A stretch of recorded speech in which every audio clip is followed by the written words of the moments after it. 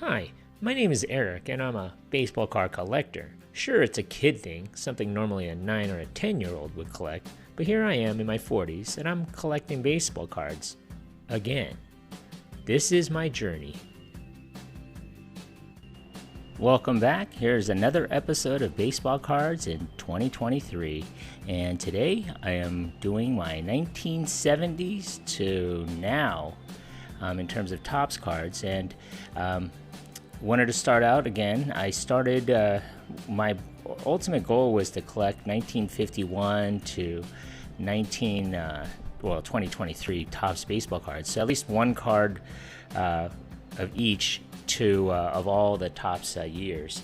It evolved from just collecting 3 to now it's, as you can see there's about 9 to 12 of each year there. And of course, you see all my Yankee cards. That's pretty much my primary focus because that's like my favorite team. But I did start getting commons because I wanted to use it as filler. Most of these cards, I'd say, are in pretty good condition at best. And I was getting these cards for pretty much $1 or less for each card.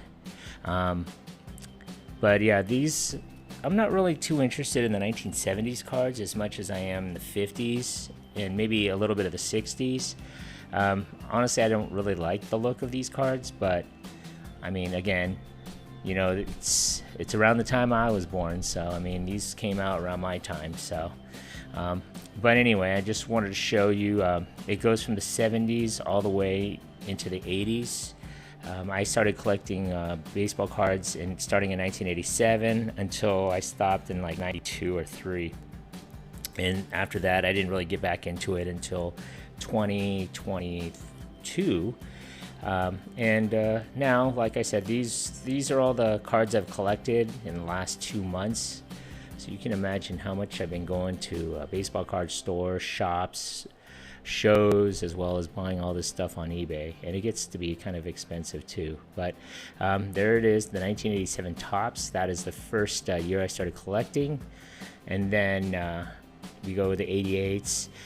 Actually, I do like the 87, 88s, and actually my favorite one actually is the 89s because they look kind of, I know they're kind of simple looking, but I like them, and it just reminds me of my childhood when I was growing up.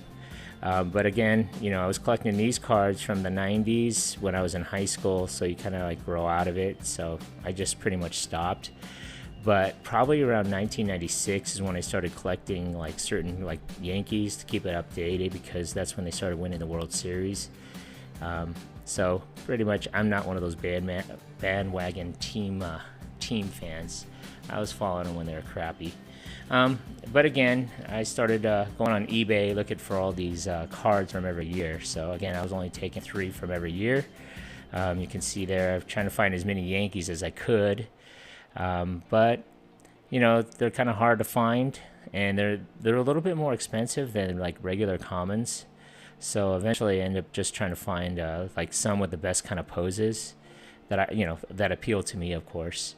If they weren't Yankees, I could find something that I liked. And then I'm kind of started collecting again in 2012 to 2014, and then I just stopped.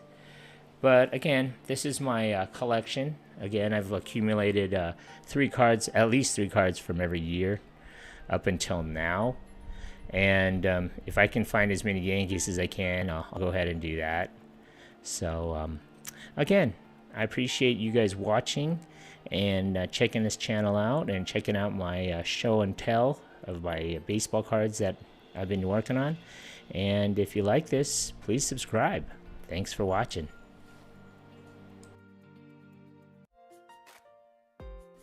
So if you like nostalgia and like baseball cards like me, go ahead and subscribe and make comments about why you like collecting.